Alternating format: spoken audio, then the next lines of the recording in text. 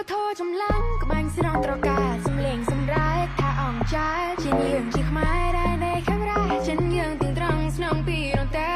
កំឡុងជាក្រុមមកហាញផ្លូវជាងយើងមិនតែងឈានបងទៅបំបីចិញ្ចាំងរៀងបងផ្លូវរសាត់បាត់តុងអសត្រូវអងឡងអងឡងសម្រាប់នៅមកបានជារីកចាស់ក៏បានទៅហៀងឈានទៅយើងខ្លាចហើយមានកងឡាទៅយើងចេញច្បាស់ខាងទៅទៅព្រមใครរះនៅលើគូប្រាំកងព្រៃព្រៀមចាំហេហេជាពុកអ្នកបស៊ូពីកំឡុងដែលទៅមកមិនរក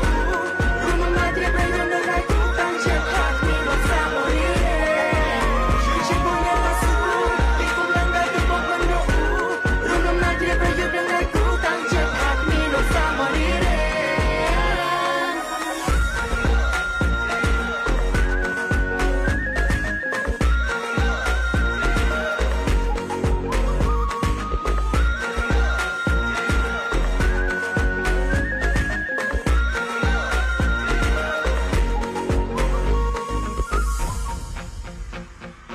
សូមសម្លេងហូ